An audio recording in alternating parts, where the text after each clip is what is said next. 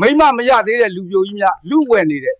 ရောင်းမဲ့သူရှိရင်ပြောပါလူဝယ်တယ်ဟဲ့လူ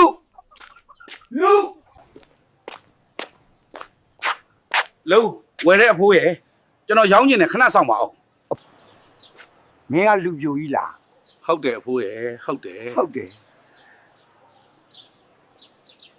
ဒါနဲ့မင်းကဒီလူရောင်းတော့မှာပေါ့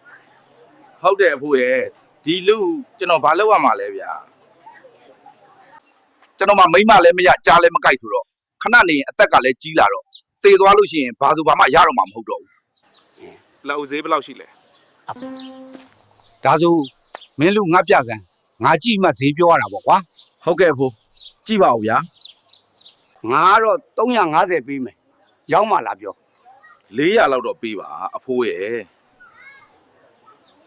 ဒါဆို390ယူကွာရောင်းမှလားမရောင်းလားပြောဖြစ်ချင်ရဖြစ်ဗျာမထူးတော့ဘူးရောင်းလိုက်တော့မယ်အဖိုးမင်းလို့တော့ငါဝယ်လိုက်ပြီးတော့ယူသိန်း390ပေးလိုက်ပြီကျေးဇူးတင်ပါတယ်အဖိုး